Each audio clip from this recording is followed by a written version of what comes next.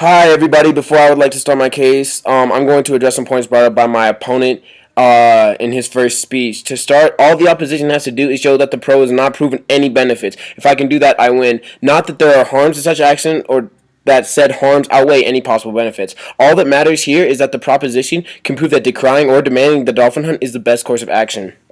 Next, as much as I would like to address my opponent's contentions, there's one main flaw in his entire case. His quote-unquote plan that he brings up at the beginning is not actually fulfilling his burden. Mr. Chung has good intentions in mind. However, his plan to create a detailed report about the abuse and the mercury content in dolphins does not actually decry or demand the end of the hunt. All it does is inform Japan of its harms. It doesn't actually say, stop it now, this is what you have to do, or else you will face sanctions, or else you will meet these consequences, or, we'll all be mad at you, which is pretty much what the UN is all about anyway.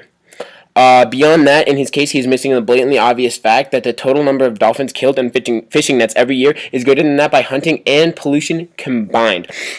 So if he's trying to save dolphins, how about he cracks down on the fishing nets made by the fishing boats off of Japan that help bring in fish for the sushi that they're so famous for, or help try in fishing boats around the world who are killing dolphins and other marine life that is unintended consequences from their fishing. Now I'm going to move on to my case. It's pretty basic contention. One, the UN is taking away from Japan unnecessarily, and that's because the Japanese have been eating dolphins for hundreds of years.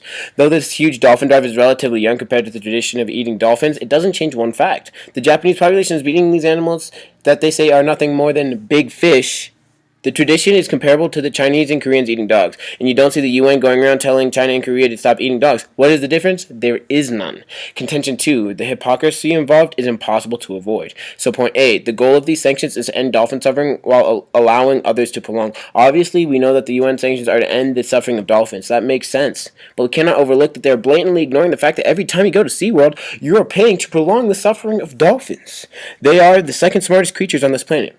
Behind us, of course, but they live in complex societies and require massive amounts of ocean space to live successfully. Holding dolphins in a tank, no matter how much our kids love to see them, is still a form of captivity and is a cruel way to hold a pretty intelligent being, I guess. So point B, the UN can't just discriminate against Japan. If the end goal is to end suffering and cruelty against dolphins, how can we allow them to be constricted to tanks and cut off from their own societies? The logical answer is that we cannot. Then, when some dolphins are being held in tanks for our own viewing entertainment for no value at all other than the fact that we like to see them, how can we criticize anyone for their treatment of these animals? In essence, we can't. We have to realize that by holding them in captivity, all we are doing is supporting a different form of animal cruelty. Contention 3. The UN action actually makes the problem worse. So point A, the UN has no power here.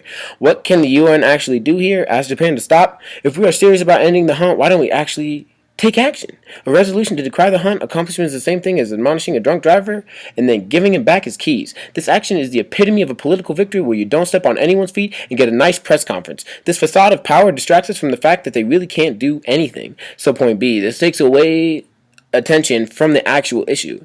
When the problem exists, action is taken. After said action, the problem is determined to be resolved. However, a resolution decrying or demanding the end of the hunt does not solve the problem. So a slap on the wrist for cruelly slaughtering animals won't change the Japanese fishermen's culture. What the resolution actually does accomplish is that it takes away attention from a problem that will continue to exist. People will look to other issues in the world instead of making sure that this problem has been solved after this action has taken place. So in the end, what we're looking at is a great, huge waste of time.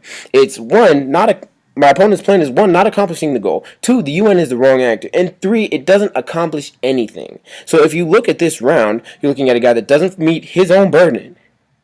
An agency that's supposed to fix the problem that has no power. And 3, the United States is doing the same thing, treating them cruelly, except in a different way. We can't allow it to continue, but making a plan to try to, teach Japan where the fishermen are going to just suddenly be like, oh, we've been eating them for years. Now that I know there's mercury, I'm going to stop. No, it's ridiculous. What we have to do is take action that will actually work and will help end the suffering. To that end, we have to look not only to Japan, but in our own backyards. And that's why the UN shouldn't have a resolution to decry or demand the end of this hunt in Taiji. Thank you.